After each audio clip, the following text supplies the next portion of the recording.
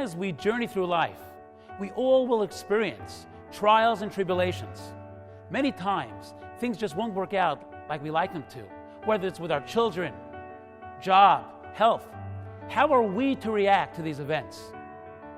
The Torah, in the Shmini portion, tells us about Nadav and Avihu, the children of Aaron HaKohen, the children of Aaron, the high priest.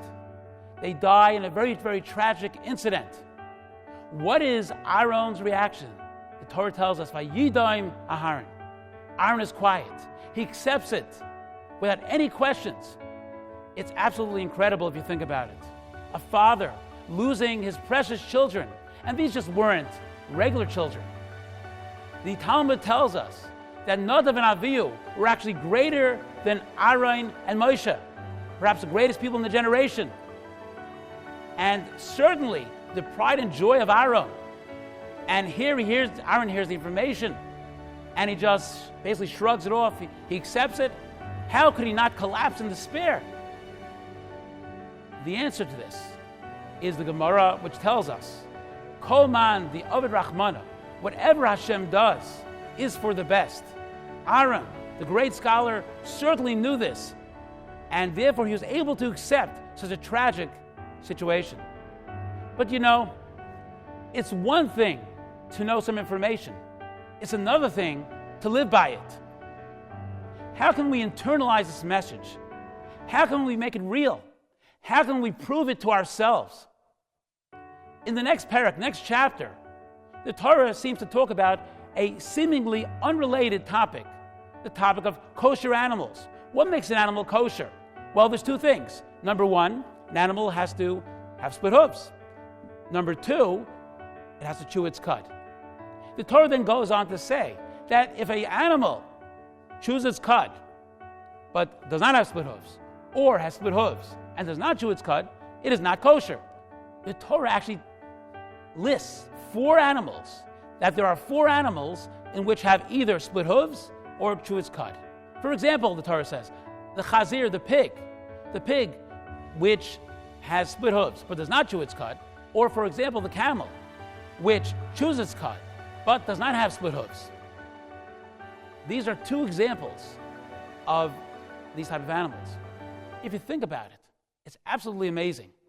Let's remember, the Torah was written or given over 3,000 years ago, and thousands upon thousands of species of mammals were not yet discovered yet. And yet the Torah is listing the four animals which either have split hooves or chew their cud. Now, one second here. Can you imagine if one day an animal would show up which is not on this list, which has one of these two? That sort of would debunk the whole Torah. How can the Torah go out on the line like this? And the answer is that the Torah was not written by man. The Torah was, of course, written and given by Hashem. Hashem, who created all the animals and knows which animals are what. And, of course, knows the big picture. In contrast to man, whose view and perspective is very limited. You know what it's like? It's like you walk into a dark room, and in the middle of the room, there's a beam of light. In this light, you see a man holding a knife over another individual, and it looks like he's about to plunge that knife into the individual's chest. What are you going to do? Well, if it was me, I would try to lunge and knock the knife out of that guy's hand. Just when we're ready to do that, the lights go on. Now we notice that it's a hospital room, and the person holding the knife, it's not a knife at all, it's a scalpel. This is a top surgeon who's about to save this person's life. We now see the big picture. Or how about this? You're on your way to work. You have a 9 o'clock meeting. This meeting is going to make or break your career. 8:30, you're in your car, driving along very nicely, flat tire. What do? You throw your arms up in despair. Career over. At 9:30, you turn on the radio. There's been a terrorist attack. Your meeting was on the 95th floor of the World Trade Center. You now see the big picture. If our view, our perspective of the physical world is so limited, how much more so of Olam Haba, of the eternal world, the world of reward, how much more so is it obscured? We have absolutely no idea. We can't even fathom what it's about. You know what it's like? It's like reading a book, a well-known book which everyone knows there's a happy ending. But you only get to read those first few pages, but you know that there's going to be a happy ending. Aaron HaKohen's response to the tragedy was by Yidam Aaron. Aaron accepted it without any complaints. How was Aaron able to come to terms with this tragedy?